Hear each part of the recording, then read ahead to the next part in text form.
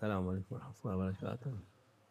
أعوذ بالله من الشيطان الرجيم. بسم الله الرحمن الرحيم، والصلاة والسلام على رسولنا محمد سيد الأولين والآخرين. مدد يا رسول، مدد يا سادات أصحاب الرسول، مدد يا مشايخنا دستور مولانا شيخ الله فاز حسن شيخ محمد الخالي، مدد طريقتنا والصحبة والخير في الجميع. İnsanların başlarına gelecek en kötü şey মানুষের জন্য সবচেয়ে খারাপ এতে কি হতে পারে? যখন তাদের রাষ্ট্রপ্রধান বা শাসক ভালো হয় না, এটি খারাপ। যখন সে আল্লাহ আজ্জা ওয়া জাল্লার পথে থাকে না এবং আল্লাহ আজ্জা ওয়া জাল্লাকে ভয় করে না, তখন সেটি সবচেয়ে খারাপ। এবং এটি সকল দেশ, জাতি, ছোট বা বড়, সকলের জন্যই। এবং এটি একটি দেশের জন্য এবং পুরো পৃথিবীর জন্যই মন্দকে ডেকে আনে। কেন এমনটি হয়? কারণ পূর্ববর্তী যুগেও এমন শাসকরা ছিলেন, যখন কোনো ব্যক্তি তার নিজের নফসের অনুসরণ করে এবং নিজের নফসের সুযোগগুলোই গ্রহণ করে, তখন সে ফেরাউনের মতো হয়ে যায়, সে নামরুদের মতো হয়ে যায় এবং সে কোনো বিষয়ে নিজের ক্ষেত্রে আপোষ করে না। আল্লাহ আজ্জা ওয়া জাল্লা কুরআন আযীমুশ শানে বলেছেন, বিসমিল্লাহির রহমানির রহিম, ফাআওরাদাহুমুন নার ওয়া বিসাল উরদুল মাউরুদ। সাদাকাল্লাহুল আযীম। অর্থাৎ সেই সকল শাসকদের জন্য রয়েছে জাহান্নাম। আর এই ধরনের শাসকেরা তাদের অধীনস্থদের নিজের ইচ্ছা মতো নিয়ম তৈরি করে এবং তাদেরকে বলে, তোমাদের জন্য এই পথ বা এই নিয়ম নির্ধারণ করা হয়েছে, তোমরা শুধু এই পথই অনুসরণ করবে। এবং যারা ফেরাউন ও নমরুদ, তারা তাদের নিয়মের বাইরে যারা অবাধ্য ছিল তাদেরকে হত্যা করত, তাদের উপর সকল ধরনের জুলুম করত, তাদেরকে ফাঁসিতে ঝোলাত, তাদের শিরচ্ছেদ করত। এবং বর্তমান সময়েও ঠিক তাই ঘটছে এবং এটি ঘটেই চলেছে। আর যারা এমনটি করে তাদের কোনো লাভ নেই, বরং এতে তাদের নিজের তো লাভ হয়ই না, বরং এটি সমগ্র জাতির জন্য এবং ইনসানিয়াতের জন্য কোনো লাভ নিয়ে আসে না। ওসমানীয় শাসনামলের পর বিগত শতাব্দী জুড়ে এই ধরনের শাসকগণের আবির্ভাব ঘটেছে, কারণ তাদের সামনে দাঁড়ানোর মতো কিছু নেই। সকল শাসকই, সকল দেশই একে অপরের মতো।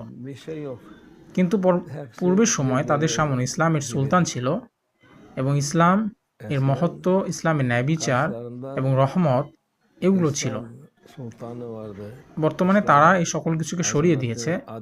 এখন সবাই একে অপরের মতো হতে চায়। আর যে সমস্ত লোকেরা সুলতানকে চায়নি, তারাই সবচেয়ে বড় ক্ষতির মধ্যে রয়েছে।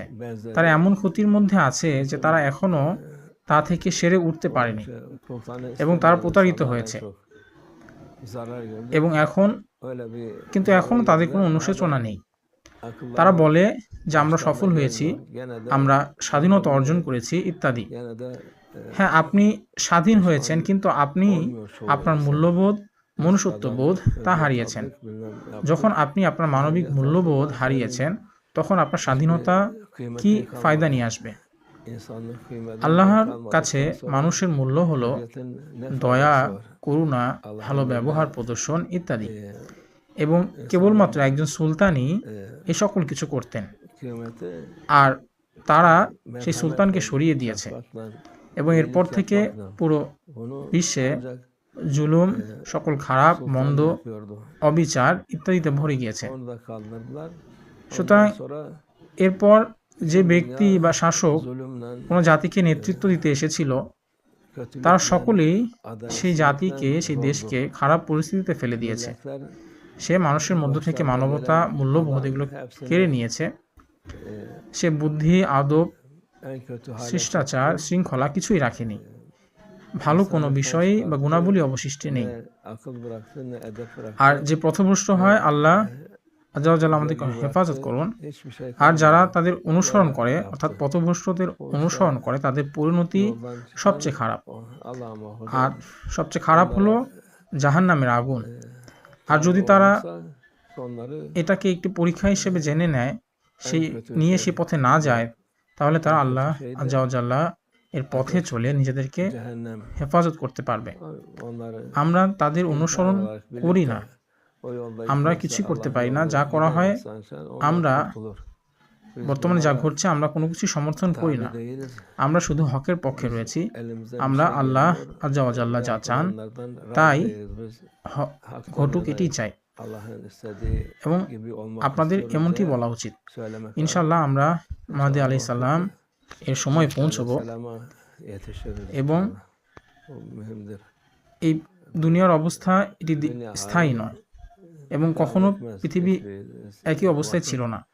সুতরাং অবশ্যই আমরা অনুশোচিত থাকব, কিন্তু এর থেকে ভিন্ন এবং এর থেকে উত্তম ভালো কিছু আসবে ইনশাআল্লাহ।